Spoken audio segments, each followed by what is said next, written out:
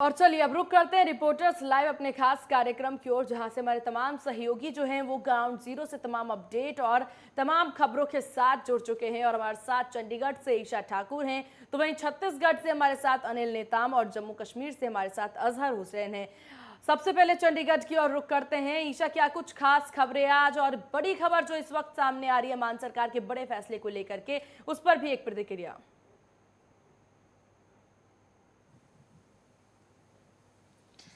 जी बिल्कुल सीमा, आज फिर से जो मान सरकार है उनकी तरफ से एक बड़ा फैसला लिया गया है। 424 ऐसे पीपीएस, आईपीएस और जी।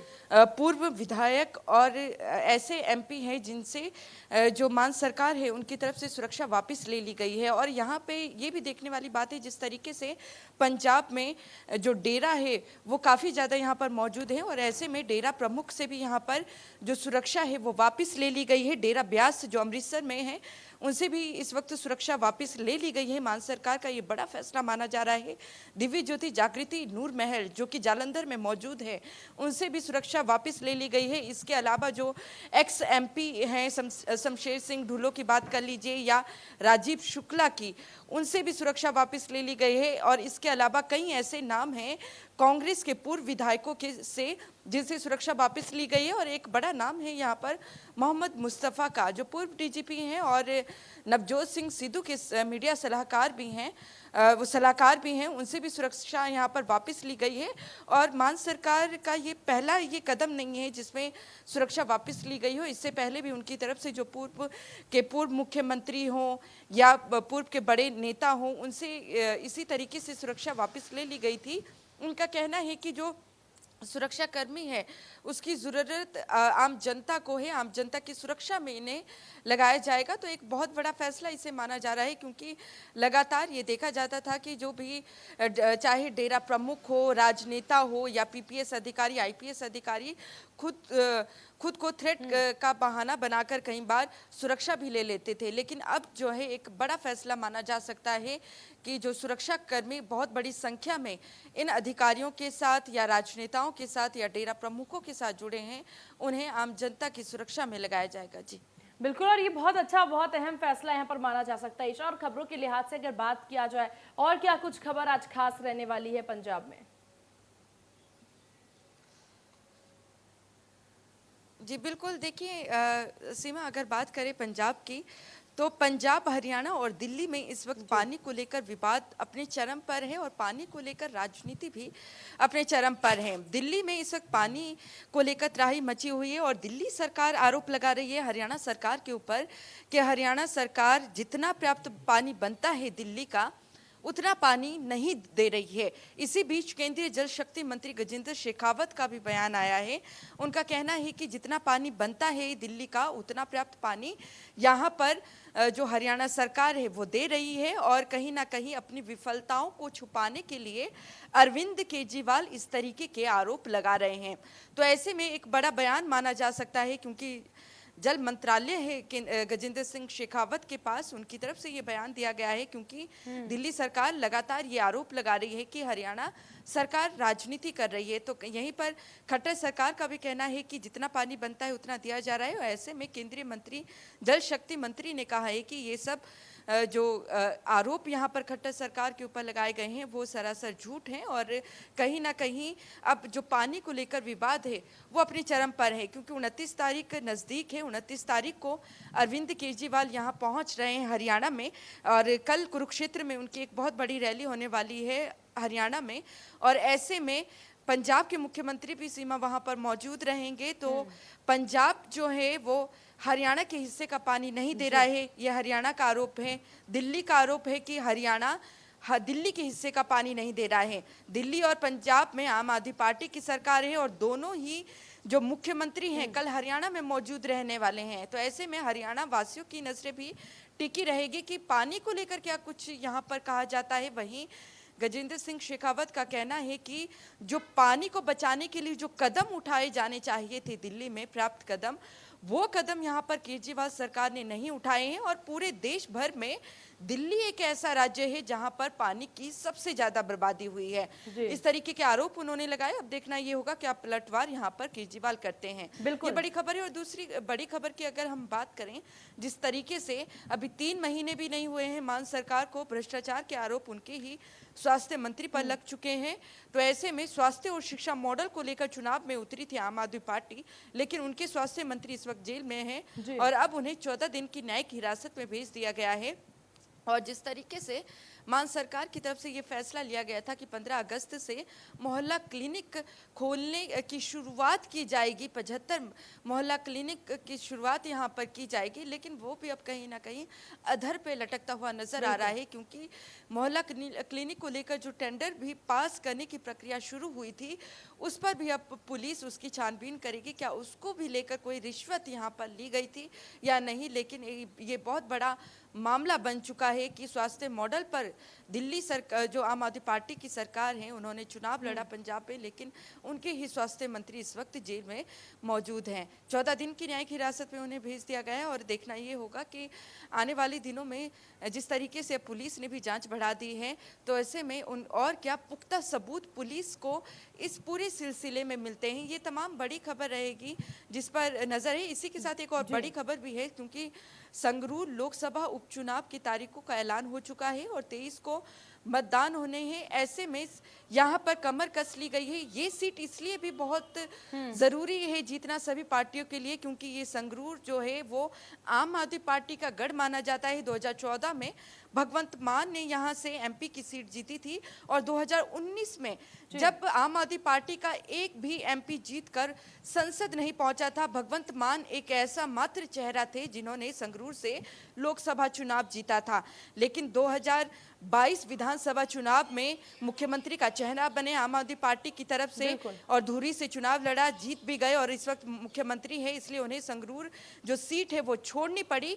तो यहाँ पर पूरी दमखम के साथ जो संगरूर चुनाव है वो आम आदमी पार्टी लड़ने वाली है और कयास लगाए जा रहे हैं कि भगवंत मान की जो बहन है मनप्रीत कौर, उन्हें यहाँ पर भगवंत मान उतारना चाहते हैं। और लेकिन अंतिम फैसला यहाँ पर आप सुप्रीमो अरविंद केजरीवाल लेने वाले हैं।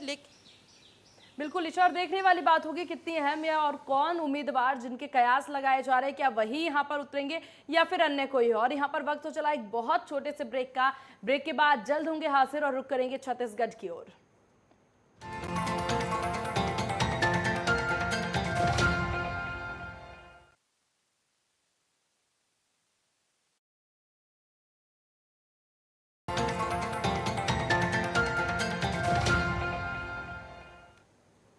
ब्रेक के बाद एक बार फिर स्वागत है आप सभी का। और चलिए रुक करते हैं एक बार फिर से अपने खास कार्यक्रम रिपोर्टर्स लाइव की ओर, जहां तमाम सहयोगी लगातार हमारे साथ बने हैं। और अब रुक करना है छत्तीसगढ़ की ओर, जहां से अनिल नेताम हमारे सहयोगी लगातार बने हुए हैं। अनिल, क्या कुछ खास आज छत्तीसगढ़ में खबरों के लिहाज से, और सबसे जो भी बड़ी खबर सामने आई है कि कांग्रेस की अहम बैठक होनी है, उस पर भी नजर डालिएगा। आज जो है अहम खबर की बात करें तो आज पीसीसी चीफ मोहन मरकाम दिल्ली जाएंगे, जहां पर वहां जो है सोनिया गांधी उनके साथ अहम बैठक होने वाली है। बैठक खास इसलिए है क्योंकि जो है राज्यसभा की जो है 2 सीटें जो खाली होने वाले हैं, जिस पर निर्णय लेना है कि नामों पर जो है मुहर लगेगी और इसी के साथ जो है कांग्रेस जो है अपनी राज्यसभा उम्मीदवारों की नामों की घोषणा भी आज कर सकती है। इसलिए आज जो है पीसीसी चीफ मोहन मरकाम दिल्ली के लिए जाएंगे, जहाँ पर सोनिया गांधी के साथ उनकी आज अहम बैठक होने वाली है। तो जी, दूसरी खबर की बात कर लेते हैं, जहाँ पर मुख्यमंत्री भूपेश बघेल अपनी भेंट मुलाकात कार्यक्रम के तहत लगातार हर एक विधानसभा पे जा रहे हैं। इसी कड़ी पे आज मुख्यमंत्री भूपेश बघेल जो है केसकाल विधानसभा पे जाएंगे, जहाँ पर 2 ग्रामों पे जाकर वहाँ लोगों से मुलाकात करेंगे, उनकी समस्याओं को जानेंगे और शासन की जो जन कल्याणकारी योजनाएं हैं उसको जमीनी स्तर पर किस तरह से क्रियान्वयन हो रहा है, इसको वहाँ पर देखेंगे और अधिकारियों का समीक्षा भी करेंगे। और जो अधिकारी लापरवाही बरत रहे हैं किसी काम पर, उन पर उसको तुरंत ही उस पर कुछ कार्रवाई के निर्देश भी वहाँ पर दिए जाते हैं। साथ ही आज मुख्यमंत्री भूपेश बघेल जो है करोड़ों की सौगात भी वहाँ पर विधानसभा पे लोगों को देते हैं और लोगों की समस्याओं को सुनते हैं। जहाँ पर जो है स्वच्छदान राशि होती है, वहाँ पर जरूरतमंद लोगों को राशि की भी स्वीकृति की जाती है। तो वहीं अधिकारियों की समीक्षा बैठक भी वहाँ पर ली जाएगी। और भी क्या कुछ खास रहने वाला है छत्तीसगढ़ में अनिल? जी, छत्तीसगढ़ में और अहम खबर की बात कर लेते हैं तो जो है आंदोलन जो है लगातार जारी जारी है हफ्तो अरण्य को बचाने को लेकर, लेकिन जो है शासन ने हफ्तो अरण्य को जिस तरह से स्वीकृति दी गई है, तब से जो है हफ्तो अरण्य एक बृहद जैव विविधता वाला क्षेत्र है, जिस पर नो गो एरिया का भी जी। घोषित किया गया था। लेकिन जो है शासन ने अभी जो है उनको जो है अलर्ट कर दी गई थी, तो ऐसे पेड़ जो है काटे जा रहे हैं, जिसे लेकर लगातार प्रदेश में जो है इसके विरोध भी जताया जा रहा है। और सामाजिक संगठन हो या फिर क्षेत्र के लोग हैं, वे लगातार हरिद्वार को बचाने के लेकर लगातार आंदोलन कर रहे हैं। बिल्कुल। बात रही मौसम चलिए की। अनिल, आपके जी। पास वापस आऊंगी और रुक करता जम्मू कश्मीर की ओर, जहां से हमारे साथ लगातार अजहर हुसैन बने हुए हैं। अजहर, क्या कुछ खास आज खबरों के लिहाज से जम्मू कश्मीर में?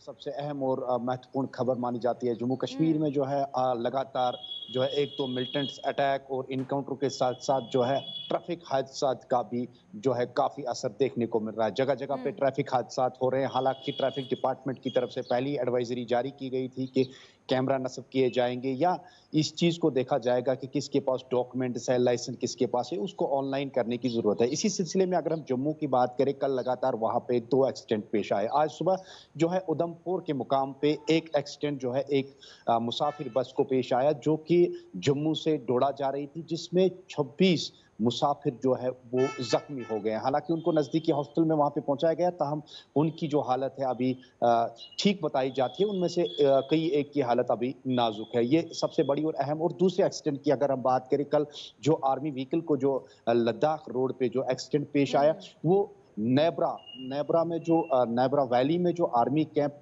है, वहां पे कायम आर्मी कैंप में 26 आर्मी जवानों को वो वहां से ले जा रही थी और गाड़ी का नंबर जो था JK 6245 उसमें वो सवार थे। तो उसके बाद में वो एक तब का जो वैली है वहां पे एक्सीडेंट पेश आता है, तो जिसके नतीजे में 7 आर्मी के जवान जो है वो वहां पे शहीद हो गए। तो इसके बाद में जो बाकी 14 अफराद है वो उनको शिफ्ट किया गया आर्मी हॉस्पिटल में। उनमें भी कई एक की हालत जो है नाजुक बताई जाती है। ये सबसे अहम खबर थी ट्रैफिक हादसा के बारे में। दूसरी खबर की अगर हम बात करें मिलिटेंट की गतिविधि के बारे में, तो ये लगातार जिस तरीके से हमने कल भी कहा था कि 72 घंटों में से जो है 10 मिलिटेंट की हलाकत जो है पेश आई है। इसी सिलसिले में जो है सोरा में भी कल जो इनकाउंटर पेश आया, उसमें 2 मिलिटेंट जो है हलाक किए गए। उसके बाद में ओवंतीपोरा में भी जो है एक्सीडेंट, ये कल दिन की बात मैं कर रहा हूं, तो वहां पे भी इनकाउंटर पेश आया जिसमें 2 मिलिटेंट जो है हलाक हो गए। तो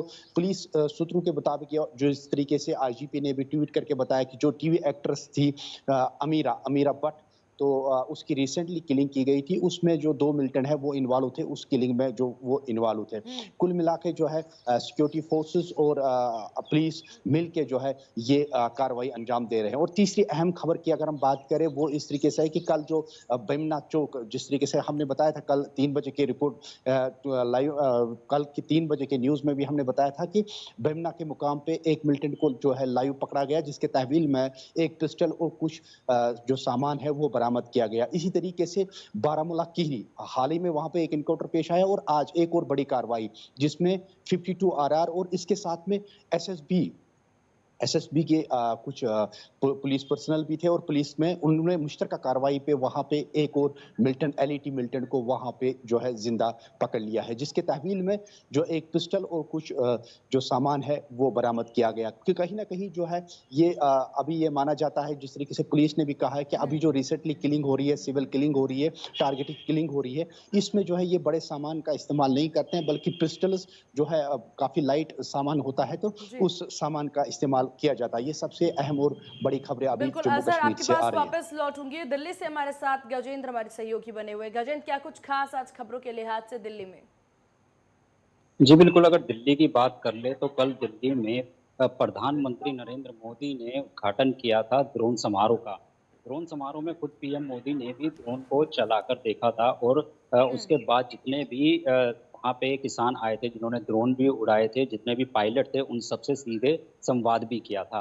आज दिल्ली के लोगों के लिए प्रगति मैदान में, और अगर बाहर से कोई आना चाहता है तो वो भी प्रगति मैदान में जाके ड्रोन संबंधित जितनी भी जानकारियां हैं वो ले सकता है। वहीं अगर बात करें तो दिल्ली सरकार की अगर बात करें तो केजरीवाल सरकार ने आबकारी नीति के तहत जो क्लब हैं या फिर जितने भी दुकानें हैं और शराब के जो ठेके हैं उनके जो लाइसेंस है उसकी 2 महीने की जो कलबों की जो 2 महीने की अवधि बढ़ा दी है। अब वो अवधि 31 जुलाई तक कर दी गई है। वहीं अगर बात कर ले तो दिल्ली में जो सबसे बड़ी समस्या है वो इस समय जल की है। जल आपूर्ति में कहीं न कहीं दिल्ली वालों को कहीं न कहीं मुश्किलों का सामना करना पड़ रहा है, क्योंकि दिल्ली की यमुना का स्तर लगातार घटता जा रहा है। दिल्ली की यमुना के स्तर की अगर बात करें तो समुद्र तल से अब 6 फीट नीचे पानी जाता हुआ दिखाई दे रहा है। वहीं अगर बात करें तो दिल्ली के आसपास राज्यों से भी दिल्ली को पानी मिलने की मुश्किलें लगातार सामने आ रही हैं। वहीं इसी को लेते हुए कहीं न कहीं राजनीति भी जोर पकड़ती हुई दिखाई दे रही है। अगर बात करें तो दिल्ली के राजेंद्र नगर, पटेल नगर और दिल्ली के करोल बाग और अगर पड़बड़गंज की बात कर ली जाए या मयूर विहार की बात कर ली जाए, इन इलाकों में पानी की समस्या लगातार बढ़ती हुई जा रही है, जो कि दिल्ली वालों के लिए काफ़ी मुश्किलें पैदा कर रही है। ऐसे में दिल्ली में जगह-जगह पानी को लेके लोगों के अंदर रोष भी नज़र आ रहा है। अगर बात करें तो दिल्ली में आज मौसम की अगर बात कर लें, तो दिल्ली का मौसम आज आईएमडी के मुताबिक, मौसम विभाग के मुताबिक 39.2 डिग्री सेल्सियस रहने की संभावना है और न्यूनतम तापमान की अगर बात कर ले तो 22 डिग्री न्यूनतम तापमान रहने की संभावना बताई गई है। लेकिन वहीं दिल्ली में बादल छाए रहने की भी बात सामने आ रही है। हालांकि 5 दिन तक दिल्ली वालों को लू के थपेड़े नहीं सहने पड़ेंगे। अगर कोविड की बात कर ले तो दिल्ली में बीते 24 घंटों के अंदर 445 केस सामने आए और कोई भी मौत दर्ज नहीं। बिल्कुल, और ये देखिए आपने सारी खबरों के ऊपर एक-एक करके नज़र डाला। एक बार फिर से जम्मू कश्मीर की ओर रुख करते हैं। अज़हर लगातार हमारे साथ बने हुए हैं। अज़हर, अगर जम्मू कश्मीर में बात की जाए मुठभेड़ की घटना की, तो आज क्या कोई खबर सुबह से आई है जहां सुरक्षा बलों और आतंकियों के बीच मुठभेड़ हुई हो, और साथ ही साथ सुरक्षा के क्या कुछ इंतजामात किए गए हैं इतने मुठभेड़ के बाद? अगर हम मुठभेड़ के हवाले से या सिक्योरिटी के हवाले से बात करें, कुल मिला के जो अभी फोकस है पूरा जे&के गवर्नमेंट का, यूटी गवर्नमेंट का जो फोकस है वो अभी यात्रा के ऊपर है, क्योंकि यात्रा में हमने पहले ही बताया था कि 3 लेयर जो है सिक्योरिटी के कड़े इंतजाम किए गए हैं। हालांकि नेशनल हाईवे जो श्रीनगर कौमी शहरा है, तो वहाँ पे भी जगह जगह जो है नए बैंकर्स तैयार किए गए हैं किसी भी मिलिट्री गतिविधि को देखने के लिए और उसको रोकने के लिए जो है सिक्योरिटी के कड़े इंतजाम किए हैं। कि दूसरी जानिब जो है निगरानी जो की जाएगी वो ड्रोन्स के थ्रू भी निगरानी की जाएगी। तो इस हवाले से सिक्योरिटी के पुख्ते इंतजाम किए गए हैं और जगह जगह पे कैसो, अगर हम सुबह की बात करें, सुबह सवेरे की बात करें, रात भर जो है जगह जगह पे जहाँ पे भी सिक्योरिटी फोर्सेस को इत्तला मिलती है कि कहीं पे भी जो है मिलिट्री गतिविधि है, तो उस इलाके को, पूरे इलाके को जो है कॉर्डन ऑफ किया जा रहा है। तो बाद में जाहिर सी बात है अगर वहाँ पे मिलिटेंट रहेंगे तो वहाँ पे फिर इनकाउंटर स्टार्ट होता है। लेकिन अभी तक जो है कोई इनकाउंटर पेश नहीं आया, खाली केसू चल रहे हैं मुख्तलिफ इलाकों से, चाहे हम शोपियान की बात करें, बारामूला की बात करें, बांडीपोरा की बात यानी करें, कुल मिलाकर के भी देखा जाए तो स्थिति काफी ज्यादा सुधरती हुई नजर आ रही है। चलिए, आप सभी का बहुत शुक्रिया रिपोर्टर्स लाइव खास कार्यक्रम में जुड़ने के लिए और तमाम जानकारी साझा करने के लिए, बताने के लिए कि क्या कुछ खबरें आज खास रहने वाली है। तो रिपोर्टर्स अपने प्रदेश का हाल बता रहे थे और साथ ही साथ ये भी बताया कि क्या कुछ खबरें आज खास रहने वाली। इसी के साथ इस खास कार्यक्रम में बस इतना ही। बने रहिए नेटवर्क 10 के साथ। जय हिंद।